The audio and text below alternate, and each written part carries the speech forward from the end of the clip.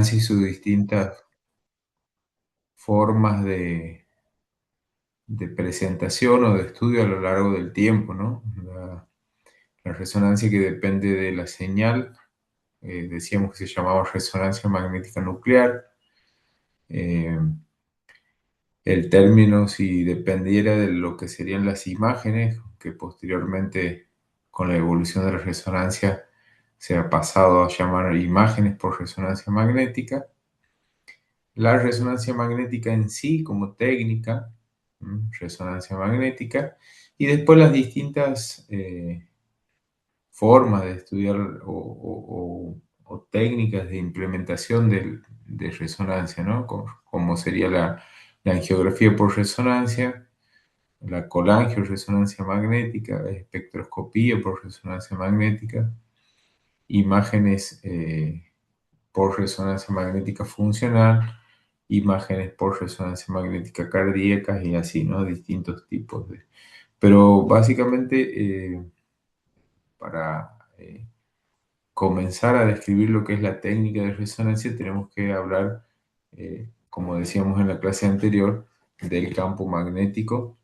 Nuestro campo magnético que va a tener nuestra intensidad del campo magnético en cada punto se va a llamar inducción magnética, como para por ahí ordenar un poco lo que es a la hora de estudiarlo o representarlo en gráficas. Lo vamos a describir con una letra B corta, un símbolo de una letra B larga, mayúscula. También hablando un poco más del campo magnético, vamos a decir que se mide en Tesla, la intensidad del campo magnético va a ser medida en Tesla, que un Tesla va a equivaler a 10.000 Gauss, que además en nuestro campo magnético debe ser uniforme. Ustedes recuerdan que nosotros hablábamos de técnica de homogeneidad de campo magnético, bobinas para homogeneizar nuestro campo magnético.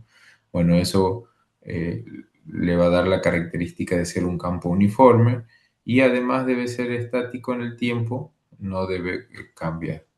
Otro de los componentes necesarios a la hora de la formación de la imagen van a ser los átomos de hidrógeno. Nosotros, como sabemos, cada átomo se va a componer de un núcleo y una nube de electrones. Dentro de esos átomos que tenemos en el interior del cuerpo, con los que vamos a formar la imagen de resonancia, el átomo de hidrógeno va a ser el átomo más simple de todos, ¿no? Porque presenta un solo protón. Y la resonancia eh, se va a abusar de esa característica de los átomos de hidrógeno y va a ser la que va a generar las imágenes a través de estos componentes. El hidrógeno, que es un componente tal en lo que es el agua, muy, muy distribuido en nuestro organismo, va a ser el componente ideal para la formación de las imágenes de resonancia y sobre el cual la resonancia magnética va a centrar cada una de las imágenes, va a centrar la formación de cada una de las imágenes. ¿Y por qué es importante esto?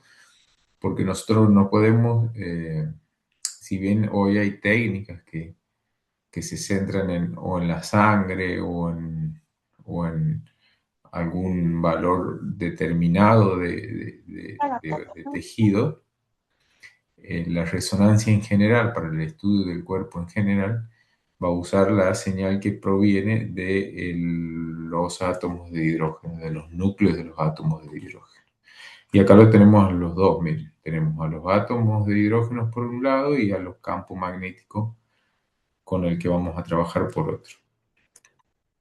Cuando nosotros colocamos al paciente dentro del campo magnético, dentro del imán, lo que van a hacer estos átomos de hidrógeno, que se van a encontrar distribuidos de formas diferentes dentro de nuestro organismo, se van a alinear en sentido paralelo y antiparalelo dependiendo de sus energías.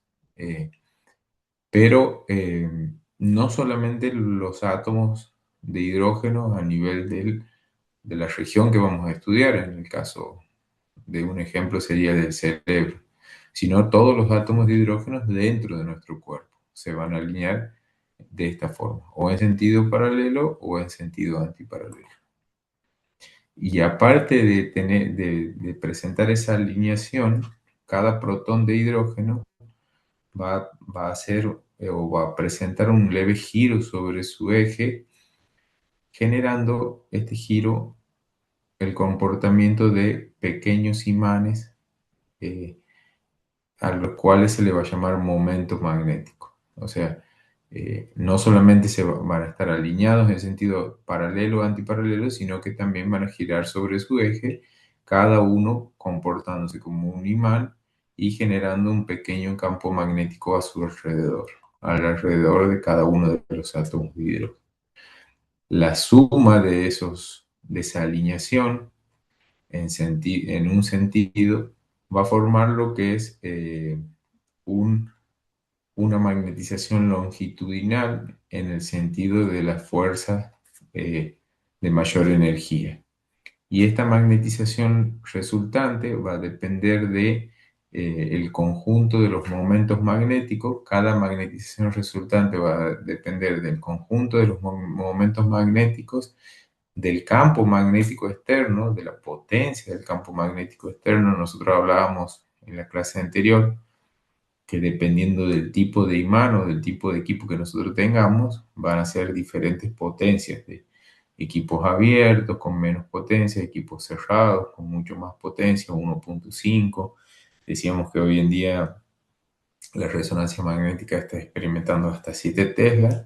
Bueno, todo eso va a influir en la alineación de los protones de los átomos de hidrógeno y también el entorno de los mismos protones, ¿no? Si el entorno donde se encuentra cada uno de los tejidos.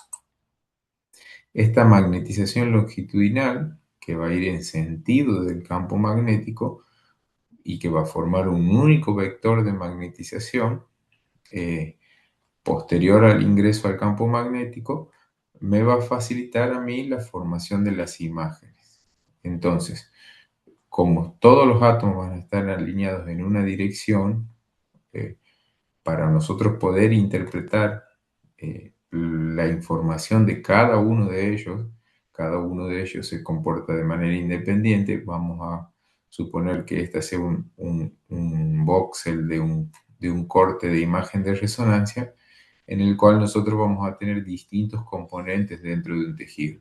Vamos a tener grasa, vamos a tener agua, vamos a tener calcio, vamos a tener distintos fósforos, entonces cada uno con distintas intensidades de señal, como muestran las flechas, no solamente con el color, sino la intensidad de señal de cada una de ellas.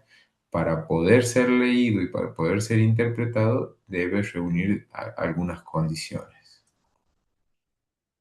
Nosotros acá tendríamos una lectura de cada uno de esos flechas que veíamos en la imagen anterior, dándome una señal diferente de cada una señal de intensidad diferente de cada una. Nosotros en resonancia magnética lo vamos a comenzar a llamar hipointensidad, lo que es más oscuro, hiperintensidad, lo que es más claro, e isointensidad, dependiendo de la intensidad de la señal de los tejidos, a lo que es de un color intermedio. Pero bueno, vamos a seguir con lo que estábamos hablando. Para nosotros, una vez que ingresamos al campo magnético, los tejidos que se encuentran, los átomos, perdón, de hidrógeno que se encuentran, estos protones que se encuentran desalineados en distintos sentidos, al ingresarlos dentro del campo, se van a direccionar como un vector único de magnetización longitudinal. Hasta ahí vamos bien. ¿Cómo logramos nosotros obtener una lectura de cada uno de esos componentes que representan los tejidos? Posterior a la magnetización longitudinal, lo que necesitamos nosotros es generar o tener desde el equipo un campo de radiofrecuencia que que le va a dar una ligera angulación a ese vector o a la suma de esos átomos que forman un vector para nosotros poder después, posterior a eso, tomar una lectura de cada uno de ellos. ¿Y dónde se encuentra el campo este de radiofrecuencia o B1 que lo vamos a llamar, se encuentra, ¿se acuerdan cuando le dábamos la definición de que el resonador es una bobina dentro de una bobina en una bobina? Bueno, es uno de los bobinados que se encuentra dentro del equipo, o son bobinas que se encuentran dentro del equipo de radiofrecuencia y que van a estar generando una energía perpendicular a lo que es mi campo magnético en el sentido longitudinal. O sea, va a ser perpendicular al campo magnético principal. Esto me va a permitir esa angulación que le va a dar la radiofrecuencia a los átomos, que pueden ser, que puede ir de 10, de 90, de 180, de distintos ángulos. Me va a permitir, una vez que los átomos de hidrógeno están direccionados, poder tomar una lectura de cada uno de ellos. Sin este componente no podríamos tomar una lectura. Y no solamente me va a permitir eh, tomar una lectura, como decía recién, sino que me va a permitir angular a este átomo con distintas angulaciones, 45 grados, o puedo darle un ángulo de volteo de 180 grados, posterior a la implementación de este pulso o campo de radiofrecuencia que va a estar generado desde el equipo. Nosotros vamos a tener que cuando más intensa sea la energía del pulso de radiofrecuencia, más volteará o va a darle angulación a la magnetización. Nosotros lo tenemos en el vector longitudinal cuando ingresamos al campo, y cuando enviamos un pulso de radiofrecuencia va a desviarlo en función a la potencia del pulso que nosotros podemos enviar. Y ese pulso puede variar entre 90 grados, eh, lo vamos a llevar de longitudinal a transversal, o con un ángulo de volteo, decíamos recién, de estar longitudinal al plano opuesto, pero posterior a la angulación con un pulso de radiofrecuencia de 180. Ahora estamos sumando pasos para la obtención de la imagen y decíamos que ingresábamos dentro del campo magnético, simplemente los átomos se van a alinear, átomos que tienen distintas intensidades de señal se van a alinear en sentido de la magnetización longitudinal o del campo magnético. Si queremos leer o tomar una lectura, eh, necesitamos sí o sí de un pulso de radiofrecuencia que vaya a voltear o lo vaya a cambiar de dirección a cada uno de esos átomos, eh, con sus distintos valores o intensidades de señal, y una vez que ese pulso cesa, la lectura va a ser interpretada en distintas densidades: hiperintenso, hipointenso, isointenso, dependiendo de qué tipo de tejido sea. Eso sería un resumen general. Pero vamos a ver otras características de la imagen o de la señal de los pulsos que vamos a obtener en resonancia magnética. Y como veíamos recién, cada una de las flechas que teníamos interpretadas van a tener distintas intensidades de señal que me van a dar los distintos contrastes dentro de lo que es una imagen a la hora de formar la imagen en resonancia. Cada uno de esos pulsos o esas intensidades de señal van a ser el resultado de la excitación, decíamos, con un pulso de radiofrecuencia. Hasta ahí me sigue. ¿Y qué características tiene que tener ese pulso de radiofrecuencia para que nosotros podamos obtener una señal de los tejidos? Ese pulso de radiofrecuencia tiene que tener la misma velocidad o la misma energía que los átomos de hidrógeno.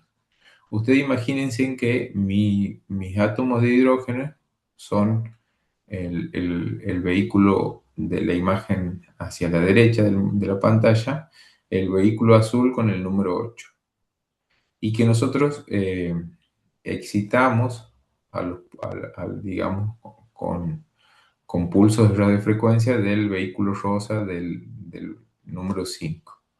Si nosotros queremos intercambiar energía entre el pulso de radiofrecuencia y los átomos de hidrógeno, la velocidad es muy importante porque la velocidad de la radiofrecuencia con la que vamos a excitar estos átomos de hidrógeno debe ser la misma, deben ir a la misma velocidad como en la imagen número de la izquierda, para que el intercambio de energía, la energía que yo le ceda con el pulso de radiofrecuencia a los átomos de hidrógeno, sea la misma velocidad que la velocidad de giro de los átomos de hidrógeno.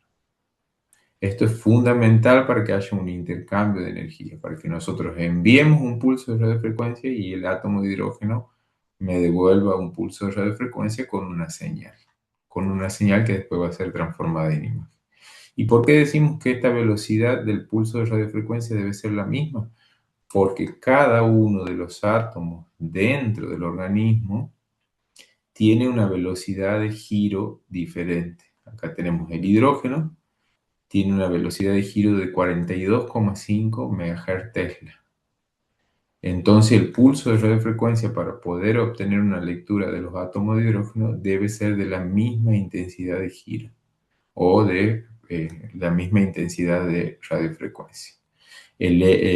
Por ejemplo, el carbono tiene 10,71, el fósforo tiene 40,5 y así todos los componentes que tenemos dentro de los núcleos, dentro de los componentes de cada uno de los tejidos. Pero nosotros decíamos al principio que solo vamos a trabajar obteniendo la señal de los átomos de hidrógeno. Y el hidrógeno gira a una velocidad de 42,5 MHz Tesla. Este es Tesla, este señor Larmor ha creado una pequeña ecuación para determinar lo que es la velocidad de giro, ¿no? Y dice que la velocidad de giro, acá tenemos la ecuación de Larmor, que esta ecuación es una ecuación simple, donde dice que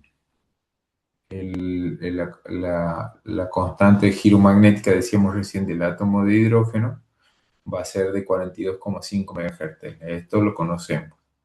Y va a ser multiplicado por el campo, por la intensidad del campo magnético. Entonces me va a dar como resultado la velocidad con la que tenemos que excitar a los átomos de hidrógeno. Es una ecuación que no la tienen que aplicar a diario a la hora de hacer resonancia, sino que está utilizada para poder calcular qué potencia de giro, qué potencia de pulso de radiofrecuencia vamos a utilizar para mi equipo. ¿Por qué va a ser diferente la potencia de un equipo a otro? Porque la intensidad del campo va a ser diferente. La velocidad de giro de los átomos de hidrógeno siempre va a ser constante a 42,5 MHz. Pero esto es lo que no sabemos. Puedo estar en un equipo 0,35, un equipo 1,5, un equipo de 3 Tesla. Acá tenemos un ejemplo. Si nosotros tenemos un equipo de 1,5 y conocemos la frecuencia de precesión de los átomos de hidrógeno, vamos a multiplicar 42,58 por 1,5, que es la potencia del campo, y la potencia del propulso de radiofrecuencia van a ser de 63,87 MHz. En cambio, si tenemos un equipo de 3 Tesla, vamos a multiplicar 42,58 por 3 y el resultado va a ser 127,74 MHz.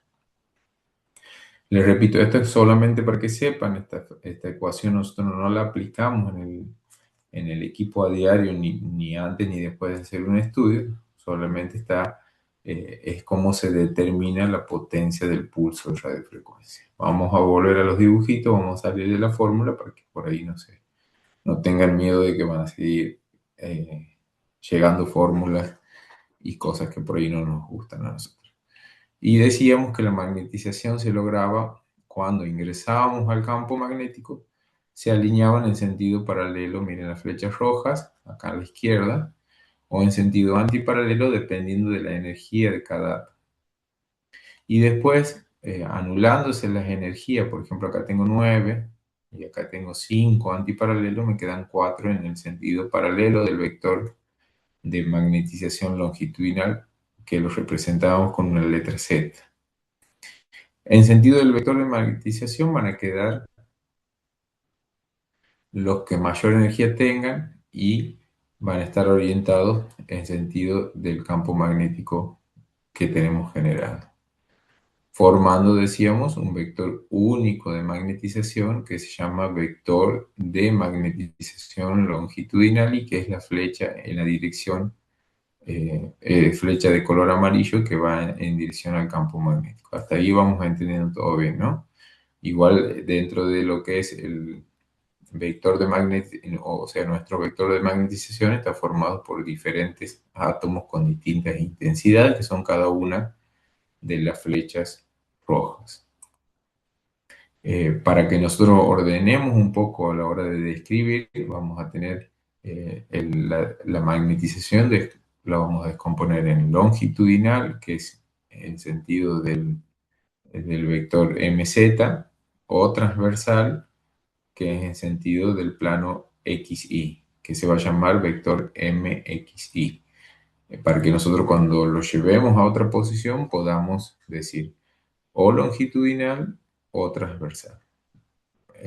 Longitudinal va a ser MZ y transversal va a ser MX o MY.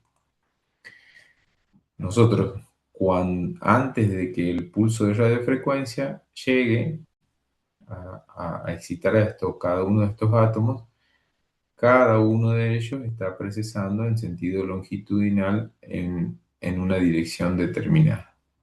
Cuando enviamos un pulso de 90 grados de radiofrecuencia, de longitudinal, estos átomos que están procesando cada uno en una dirección incoherente, va a comenzar a alinearse en el sentido transversal porque el pulso es de 90 grados y aparte de alinearse en sentido transversal en el plano XY, va a obtener una precesión coherente.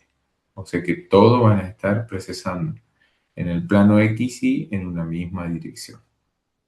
¿Cómo es eso? Nosotros acá de nuevo tenemos nuestro vector de magnetización que está representado por una flecha amarilla y cada uno de los átomos procesando de manera incoherente en una dirección diferente por sus distintas energías, también en el sentido longitudinal, hasta que llega mi pulso de radiofrecuencia. Cuando llega el pulso de radiofrecuencia, este vector de magnetización longitudinal va a desaparecer y va a dar lugar a la aparición de un vector en el plano transversal que puede ser X o Y. Pero no solamente desaparece el vector de magnetización longitudinal y aparece un vector en el plano transversal, sino que estos átomos que estaban todos desalineados, miren cómo está uno para una dirección, otro para otra y otro para otra, comienzan a girar sobre su eje de forma coherente. Eso a mí me va a permitir que la lectura posterior al cese del pulso de radiofrecuencia sea con la mayor información de la señal de resonancia posible.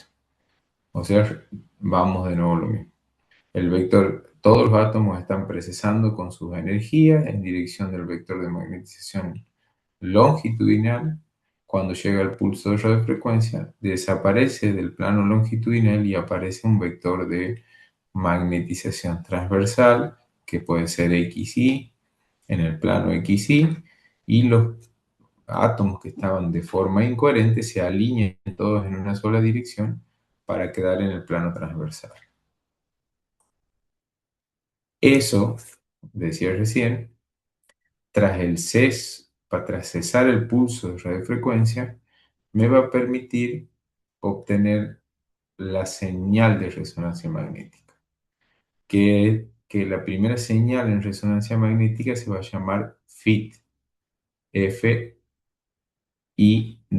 o caída libre de la inducción en inglés, o decaimiento de la inducción libre, como quieran llamar. pero va a ser la primera señal en resonancia magnética que vamos a tener de estos átomos de hidrógeno y que va a tener algunas características y siempre va a depender del campo magnético donde esté inmerso, ¿no? Que va, esta señal feed va a procesar libremente, va a tener o la formación o la inducción de una señal y su decaimiento va a ser de forma inmediata. Acá tenemos representado en esta gráfica, posterior al pulso de radiofrecuencia, el vector de magnetización que estaba en longitudinal se va a poner en el plano transversal y ni bien cesa el pulso de radiofrecuencia, no hay ningún pulso más, comienza a formarse la señal de resonancia. Este plano transversal va a desaparecer de forma rápida, de forma inmediata, pero me va a dar la formación de la señal de resonancia.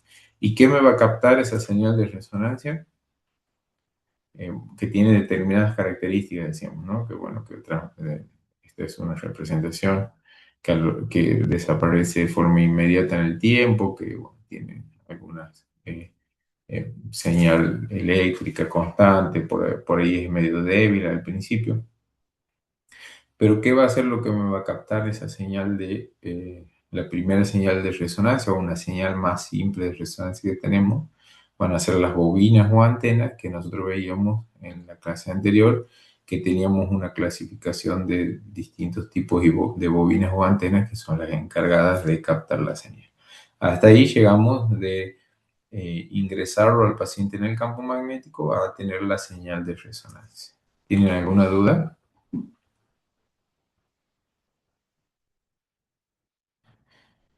Posterior a cesar el pulso de radiofrecuencia,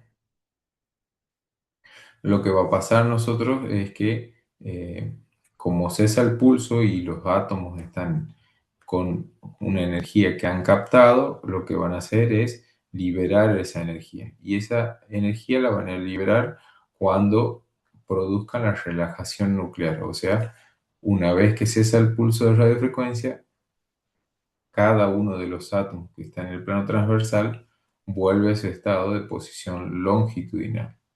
Y en ese, digamos, proceso libera energía en forma de relajación longitudinal o T1 y relajación en el plano transversal o T2. Esos son dos procesos que ocurren de forma simultánea posterior al cese del pulso de radiofrecuencia. Y aquí tenemos las dos. Eh, Uno es, acá es representado con rojo, vamos a tener el vector en el plano de la magnetización transversal XY, que va a ser posterior al pulso de radiofrecuencia. El vector en el plano XY o representado con rojo va a estar en una posición de máxima, digamos, ubicación, ¿no? Entonces estamos en el plano transversal, cesa el pulso de radiofrecuencia y va a producirse el decaimiento de este vector. O sea, desaparece o decae XY y de forma simultánea comienza a recuperarse el vector de magnetización longitudinal en el plano MZ. O sea, uno decae y el otro se recupera. Estos dos procedimientos son, como le decía, son los contrastes que van a dar en la imagen. Uno es longitudinal o T1 y el otro es transversal o T2. Y acá tenemos otra representación con una curva a medida que uno decae, el otro se recupera, el longitudinal se recupera. Y por ahí si no entienden las curvas o las imágenes anteriores, lo mejor es representarlo como veníamos representando. Cuando llega el pulso de radiofrecuencia, longitudinal desaparece y aparece un pulso en el plano transversal XY. Cuando ese pulso cesa, vuelve a recuperarse en lo que es longitudinal y decae de nuevo, decae transversal hasta recuperarse por completo longitudinal y desaparecer del todo transversal. Una vez que tenemos completo longitudinal, viene otro pulso de radiofrecuencia y hace lo mismo. Y cuando decae transversal y se recupera longitudinal, pueden eh, relajarse enviando energía que va a ser reconstruida por las bobinas y formando las distintas señales de contraste en resonancia. Las señales más características de resonancia, de relajación en resonancia, decíamos que eran longitudinal OT1 y transversal OT2. Y ahora vamos a ver cada una de ellas. El T1 o tiempo de relajación longitudinal es cuando se recupera eh, en el plano longitudinal la señal posterior a la excitación de impulso de radiofrecuencia. Y no es cuando se recupera el 100% de la señal, o sea, no es que posterior al pulso de radiofrecuencia, cuando comienza a recuperarse T1 eh, y llega al 100% o al máximo de la recuperación, en el plano longitudinal vamos a tener el T1. Sino que T1 es cuando se recupera acá miren, el 63% del valor final. En este punto vamos a tener imágenes ponderadas en T1. O sea que T1 es el tiempo que demora o que tarda en recuperarse el 63% de la magnetización longitudinal neta. Eso sería relajación en T1. Y T1 tiene distintas características en cuanto a cómo se comportan los tejidos en T1, ¿no? O cómo se recuperan los tejidos en el plano longitudinal. Esta es una imagen T1 de un corte axial de un cerebro. Y tenemos, como para describirle algunos tejidos que tenemos acá con los valores de recuperación. Vamos a mostrarlo acá en la imagen, después vamos a mostrarlo cómo se recupera. La grasa, miren cómo se recupera, demora más en recuperarse, tiene una hiperseñal en resonancia en T1. La grasa acá se ve representada hiperintensa, lo que rodea el tejido celular subcutáneo que rodea el cerebro, ¿no? Al cráneo, digamos, el cuero cabelludo. Después tenemos otra que es muy importante, que es el líquido cefalorraquídeo o el agua, que se ve negra o hipointensa en T1, y nosotros vamos a tener acá el líquido cefalorraquídeo, que tiene menos señal o tiene un valor de recuperación más lento, por eso tiene una señal más débil en relación o comparada con la grasa.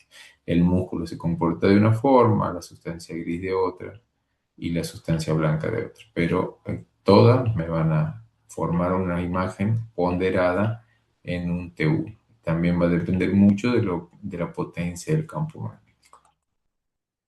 Esta sería una representación de lo que sería una magnetización longitudinal o T1, que es el tiempo que tarda en recuperarse el 63% de la magnetización longitudinal. Eso es muy importante que no se olvide, porque generalmente se confunde con que se recupere el vector de forma completa. Y no es así, no se tiene que recuperar el 100%, sino el 63%. Medimos ahí, tenemos imágenes con, con una ponderación en T1. Y ahí tenemos el T2. Y graficado así, nosotros va a ser el T2, va a ser relajación en T2 o transversal, posterior al pulso de radiofrecuencia. Es el decaimiento de la señal en el plano transversal, pero no es un decaimiento completo tampoco, como veíamos con el T1, sino es un decaimiento al 37%. Cuando se decae el 37% a esta altura más o menos que se marca acá en el gráfico, de la magnetización, acá estamos al 100, en transversal estamos al 100, cuando esto decae al 37%, tenemos unos tejidos potenciados o ponderados en T2.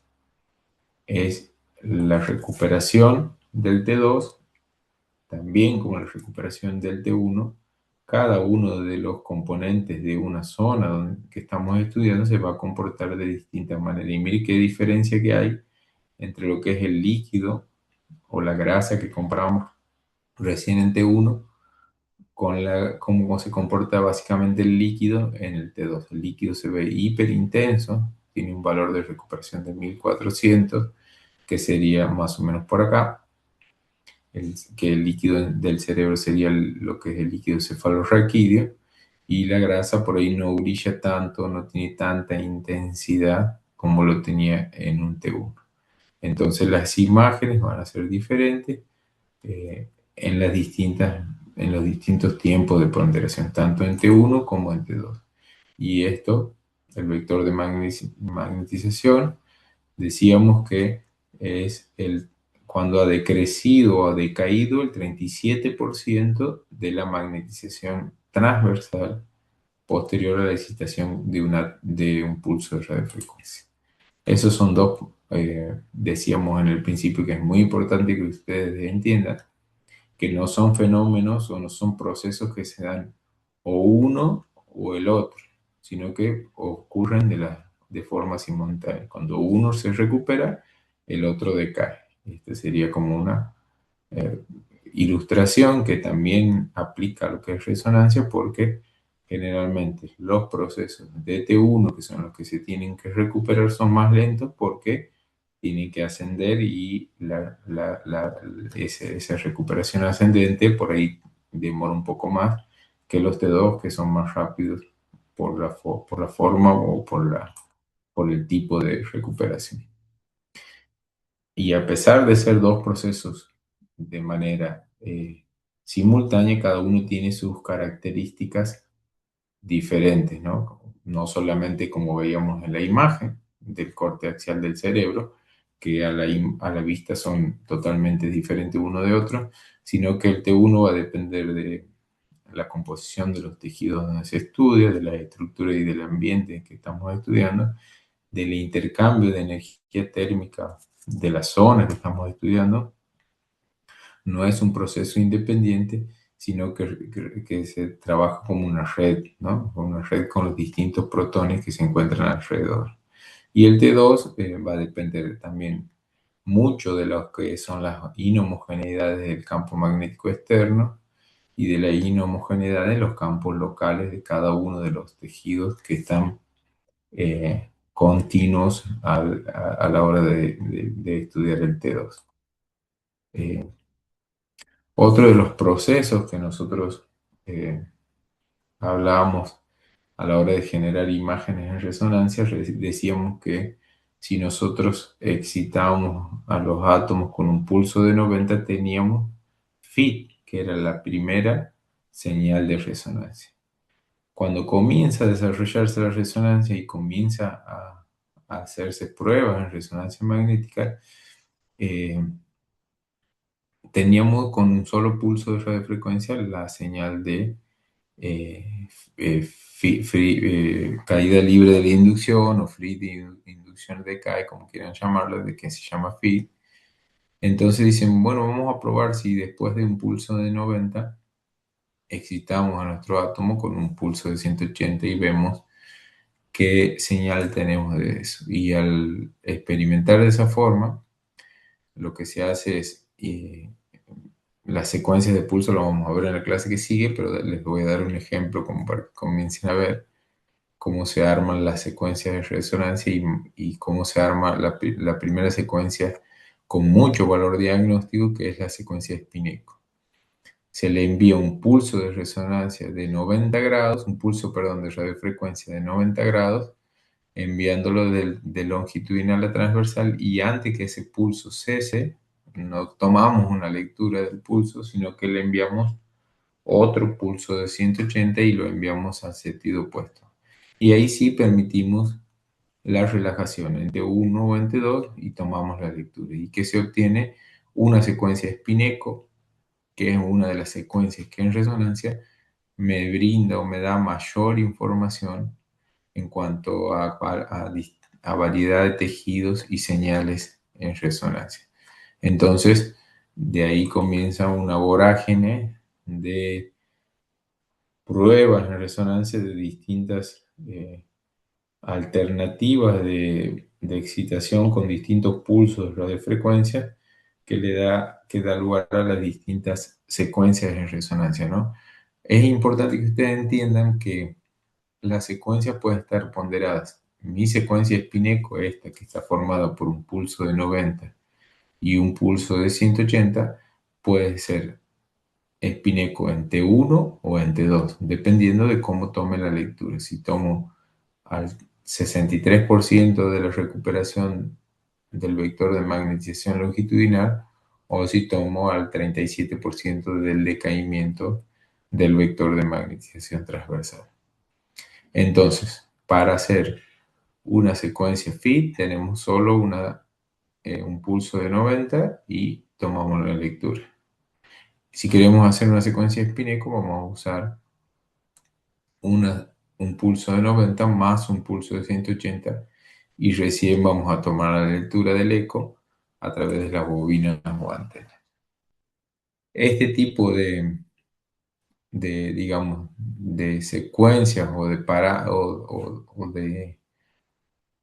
de señales van a estar ponderadas en T1 o en T2 dependiendo de dos parámetros muy importantes que vamos a tener en resonancia, que se va a llamar tiempo de repetición eh, y tiempo de eco.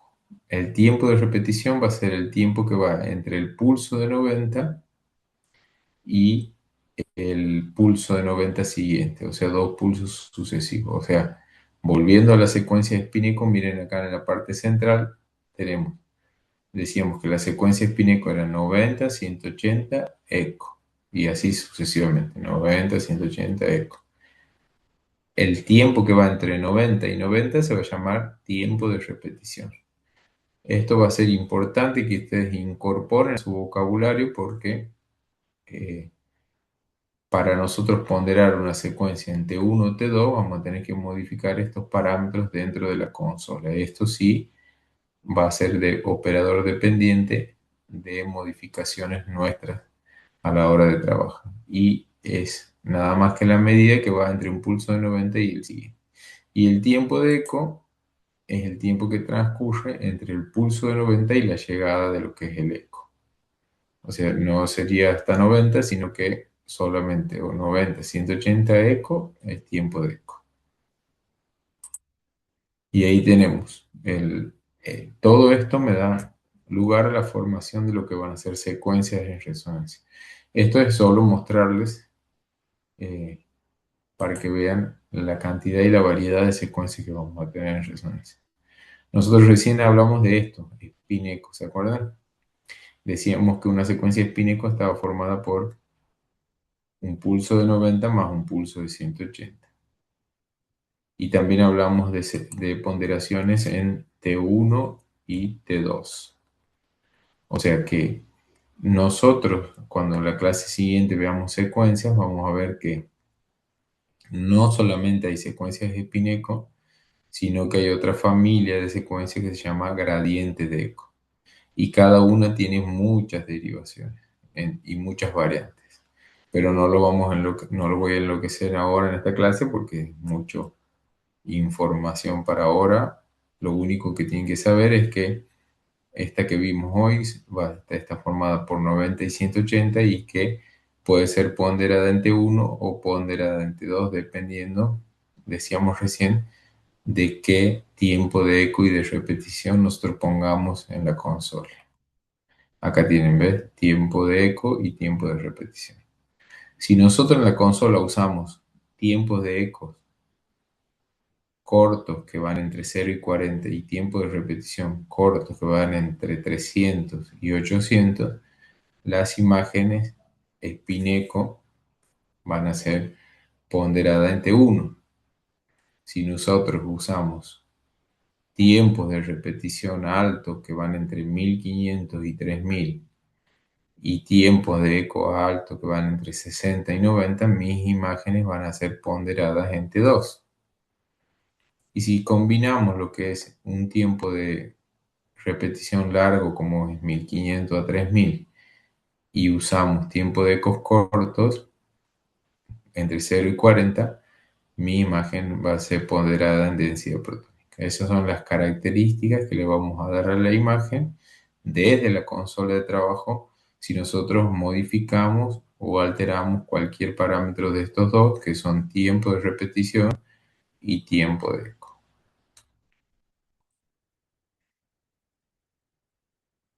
¿Cómo vamos hasta ahora? ¿Quieren hacer alguna consulta?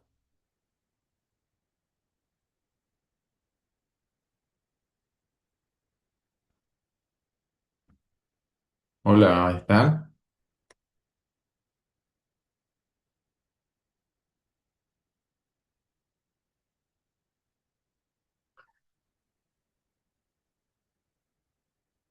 En resonancia, aparte de tener tiempo de repetición y tiempo de eco, tenemos un parámetro que es muy importante a la hora de potenciar los tejidos, que es el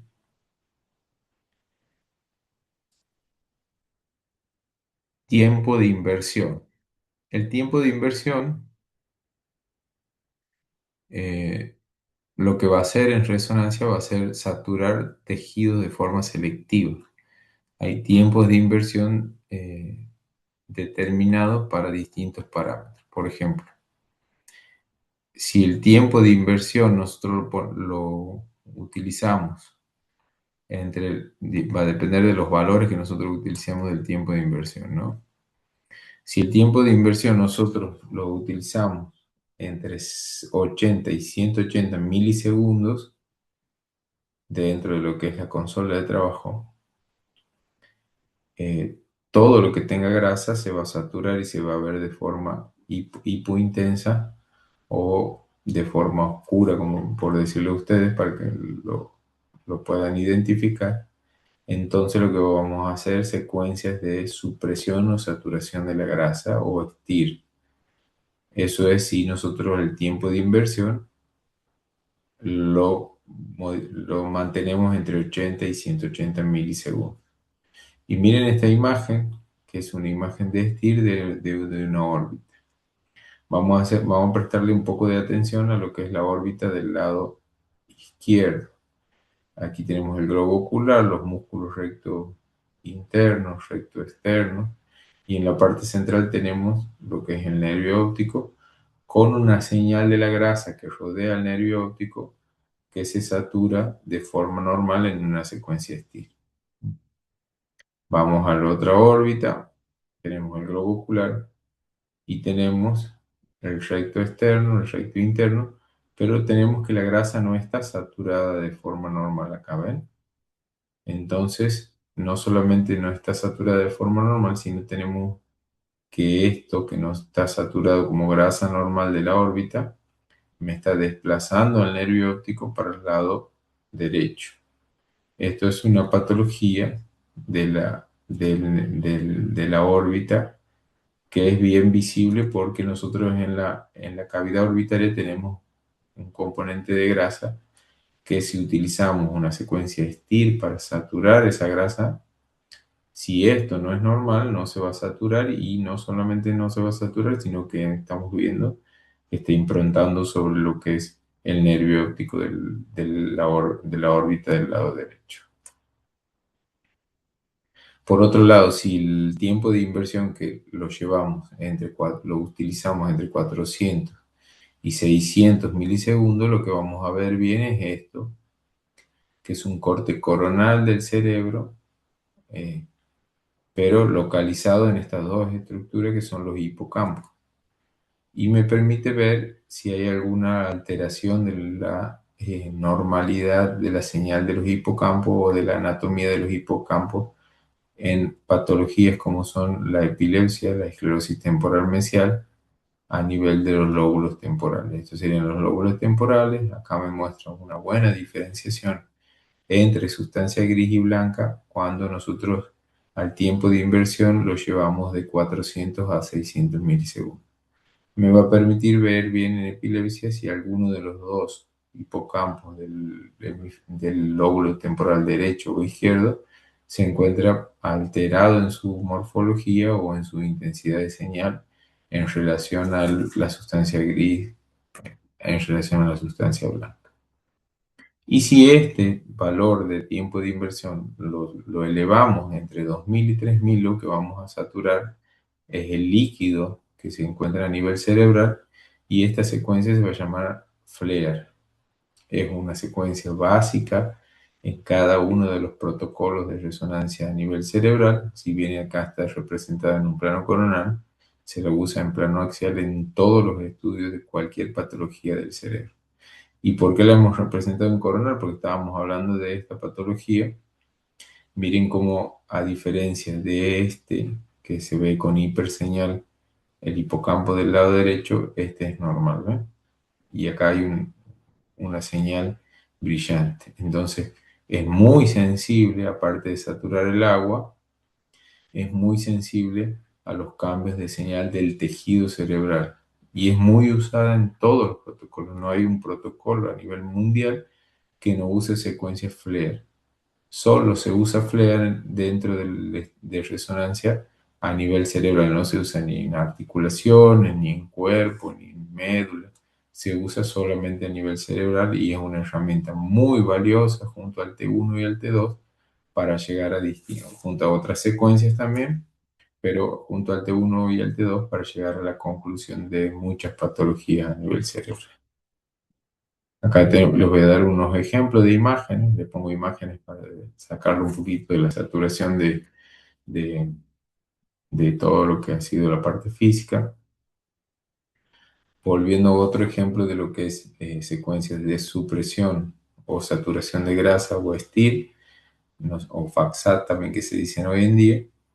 Tenemos una cadera, una pelvis ósea, como se ve, miren acá la columna, la vejiga con líquido, lo que son las crestas ilíacas, la articulación de la cadera al lado en la parte derecha, la articulación de la cadera en la parte izquierda. Y recién veíamos esta señal de un tobillo, que cuando la señal del tobillo es normal o de la cadera es normal, se tiene que ver bien hipointenso en la zona porque se satura o suprime la grasa de la médula ósea del hueso, porque la médula ósea del hueso tiene densidad de grasa.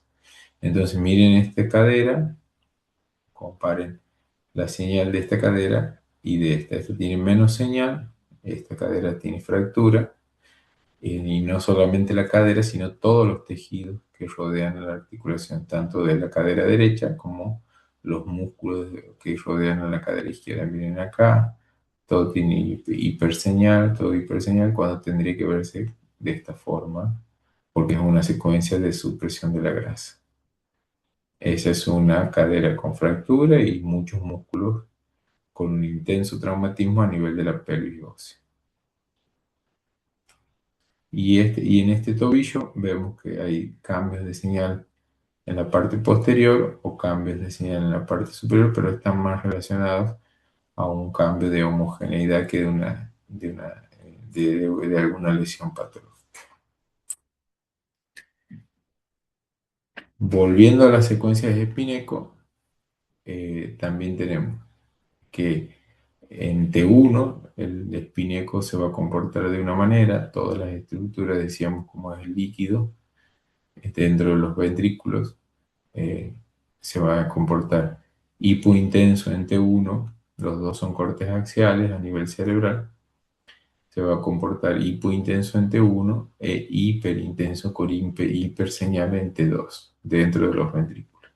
Y van a ver que también rodea al cerebro el líquido cefalorraquídeo, que se ve el líquido hiperintenso en T2 e hipointenso en T1. Esa va a ser una secuencia Spineco. ¿Se acuerdan que la secuencia de Spineco se veía, era el resultado de la excitación de un pulso de 90 más un pulso de 180?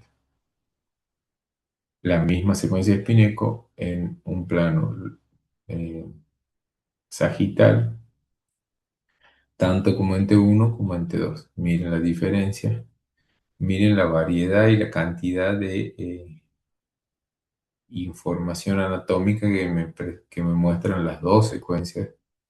Si bien la secuencia T1 me muestra más porque su característica es mostrarme más la anatomía, pero el T2 también es tiene mucha información. Acá tenemos lo que es cuerpo calloso, cuarto ventrículo, tienda del cerebro, el cerebelo, lo que es la protuberancia hacia abajo, pedúnculos cerebrales, cisternas peritroncales. Esto que ven acá es la hipófisis o la silla turca. Hacia adelante lo que tienen acá es con aire el seno frontal. La señal o la hiperseñal de lo que es el tejido celular subcutáneo que hablábamos hoy, que rodea todo lo que es el cuero cabelludo y en la parte posterior de la nuca también, músculos a nivel de la base del cráneo. Si ven para acá adelante van a ver lo que es la lengua, lo negro es el paladar duro, acá tenemos las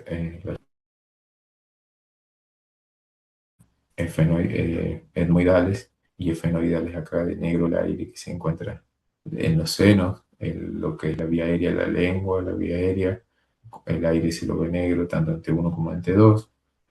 Acá miren, presten atención a la parte de lo que es el cráneo, tenemos tabla externa, diplo y tabla interna, que es eh, el hueso que forma el cráneo, tanto en T1 como en T2 bien visible.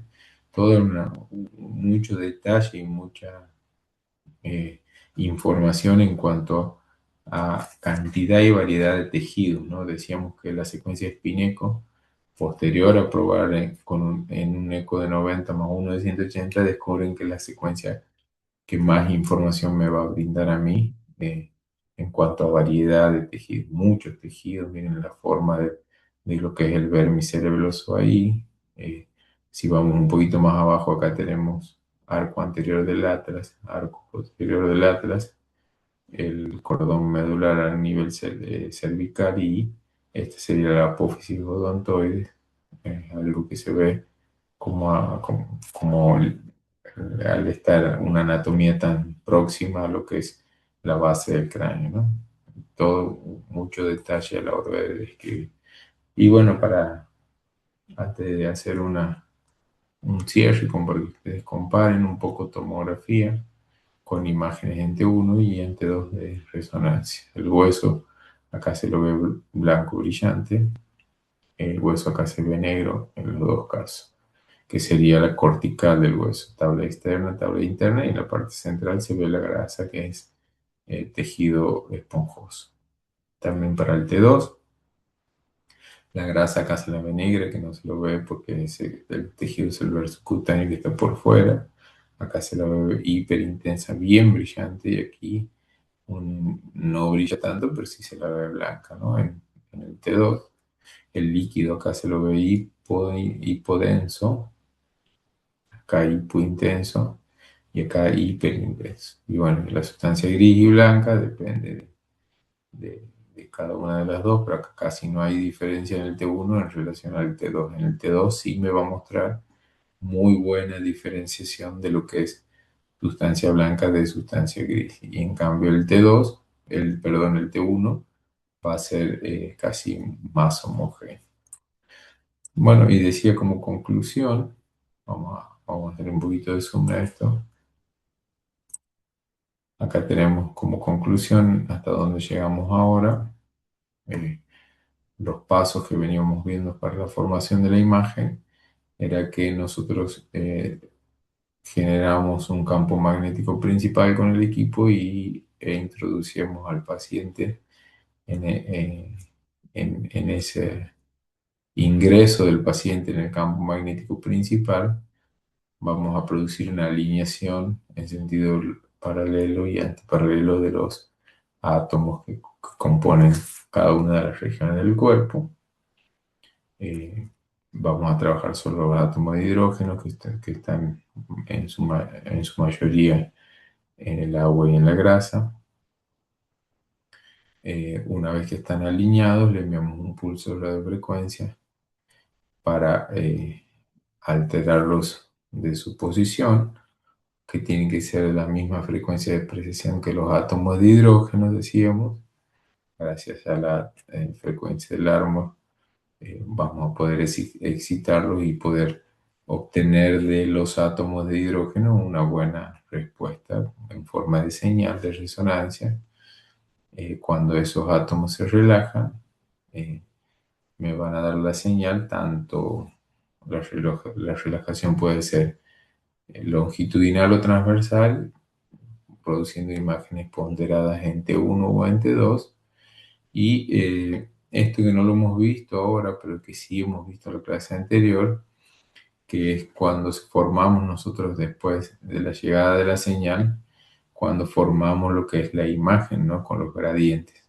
Imágenes en plano axial, imágenes en plano sagital o en plano coronal, dependiendo de qué tipo de gradientes vayamos a utilizar. ¿Se acuerdan que eran bobinas por ahí redondas, eh, paraxiales, anteriores y posteriores para coronales y derecha e izquierda para los sagitales? Pero no solamente sirven para eso, sino también sirven para codificación espacial de los datos que vienen del paciente. Estos gradientes me van a permitir a mí dibujar esta señal que llega de resonancia, me van a permitir dibujarla en una matriz de datos dentro de lo que es el espacio K. Esto lo vamos a ver en la clase que sigue, para después esos datos dentro del espacio K traducirlos mediante la ecuación de Fourier, traducir datos, cambiar datos a imágenes. Y ahí obteníamos las imágenes de resonancia. Y después las imágenes las podíamos ver en T1, en T2, en densidad protónica, en todo lo que ustedes quieran. ¿Alguna duda, alguna consulta? Terminamos con esto.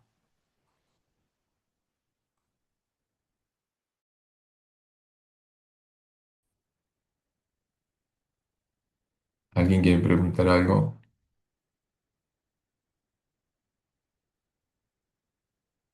Me encanta porque está todo muy clarito, ¿no?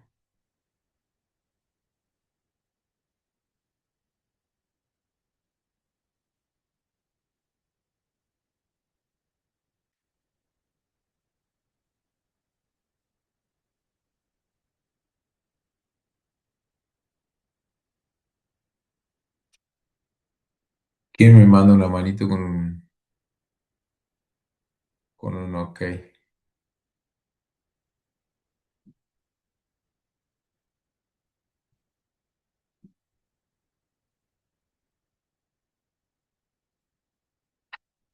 ¿Alguna consulta, alguna duda acerca de esta clase?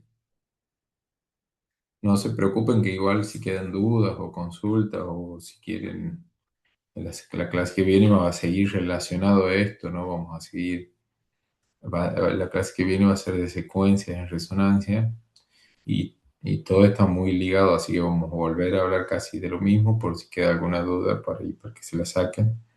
Pero si ahora quieren consultar algo antes de seguir, antes de despedirnos, saludarnos.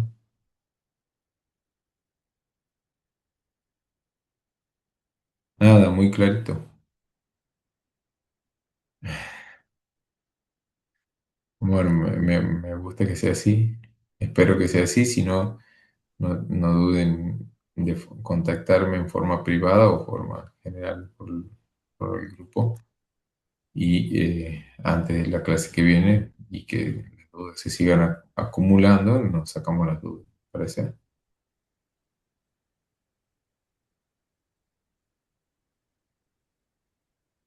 No sé si está Marcelo Gracias. hoy o alguien.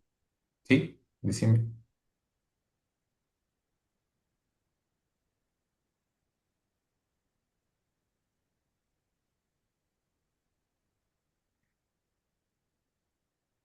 ¿Quién está Licenciado, del yo colegio hoy? quería felicitarle por su presentación y agradecerle también. Yo pienso que son cosas complejas, ¿no? Esta parte. De nuestra parte, al menos de la mía, voy a volver a ver el video y la próxima clase preguntarle porque hay cosas que hay que entender para también saber qué es lo que hay que preguntar, ¿no ve? Perfecto. Sí, sí. Por eso por ahí hay alguien que se le haya generado dudas ahora y quiere consultarlo ahora y el que quiere verlo de forma más detenida. Esa es la idea del curso, de tener al alcance la grabación de la clase y el PDF también de la misma, donde van a poder ir repasando y viendo dudas que se hayan generado ahora o que surjan posterior a hoy. Y con mucho placer se le va a contestar en la clase que viene. Por favor, agregar al grupo de WhatsApp y consultar.